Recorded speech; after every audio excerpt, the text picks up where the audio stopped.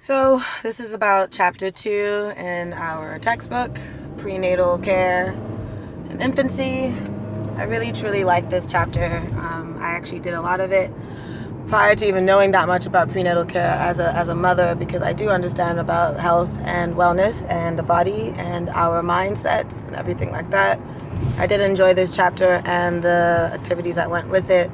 It is important to make sure that children's brains as well as their organs are all developing properly. And at this point of time is when that happens. I'm sorry, at the point of time when that happens is when they are developing in the uterus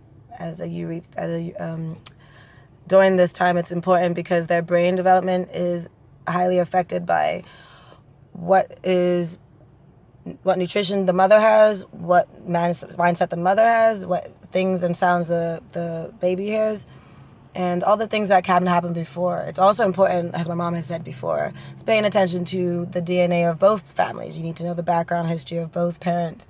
Those things all play into factor as to how and what's going to help your baby grow better.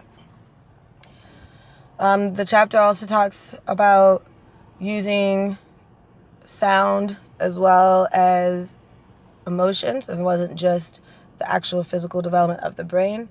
And at these times of growth, it is really important to make sure that we do use prenatal care the most. Or you shouldn't call it prenatal, it's pre-utero care.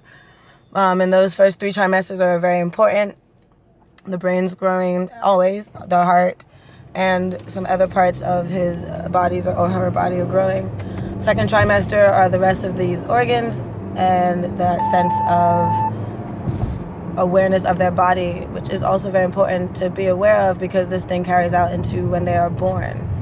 It is a lot. This chapter just took a lot for me, or it made me think a lot actually, because there are so many factors to put into play, not just physical or physiological or mental, and not even after the baby's born. We're talking about during the baby's development, and to how I raise my child now. I take into account what I was feeling at that time, what I was doing, how her health was when she was first born, and using breast milk and certain vitamins and nutrients to keep those organs growing properly.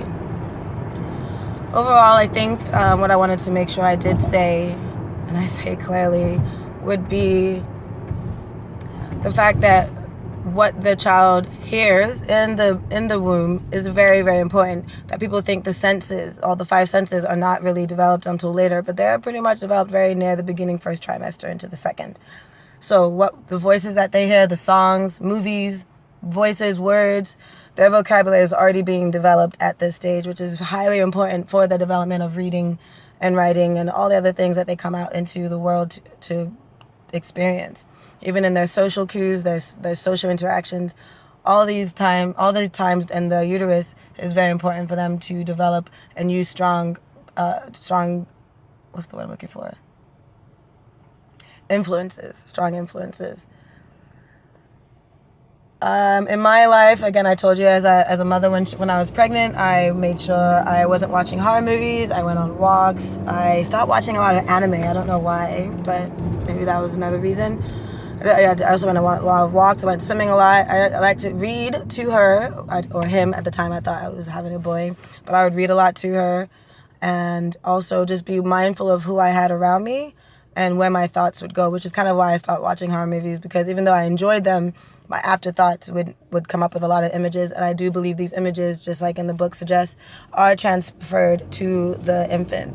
Pretty much anything that we think are transferred to the infant. Anything that we might see are transferred to the infant. So it's that delicate of a duty to be a mother, and to actually think about actually having a child before even raising the child, because before they're even born, they come with a whole slew of things that you have already influenced and helped them influence, and even with your DNA and your own environmental factors.